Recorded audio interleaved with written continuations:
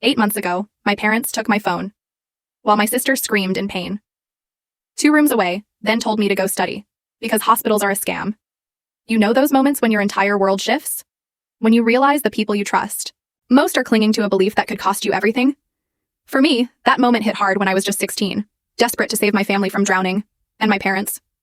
Well, they believed earning my own money was somehow bad for me. All I wanted was to help pay for my younger sister Lily's chronic medication. But they were absolutely convinced that any work would just distract me from my studies. You're going to be a doctor, they'd insist. You're going to save our family. And I watched them try. I watched them skip meals, witnessed my mom cleaning houses until her hands were raw, cracked, and bleeding. She'd hold them up to me, almost like an accusation. "Look at these," she'd say, her voice tired. "So yours can hold a scalpel, not a mop." My dad worked 2 jobs, and his face would go completely blank with shame every time his card got declined. Sure, I couldn't afford new shoes or the latest video games like my friends, but that was nothing compared to the agony of watching my parents slowly drown in bills. Every single dinner came with the same suffocating guilt trip. "We sacrifice everything so you won't have to."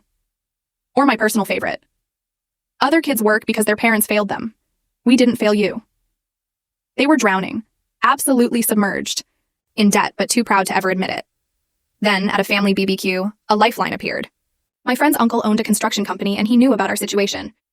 He pulled me aside, his voice quiet, almost a whisper.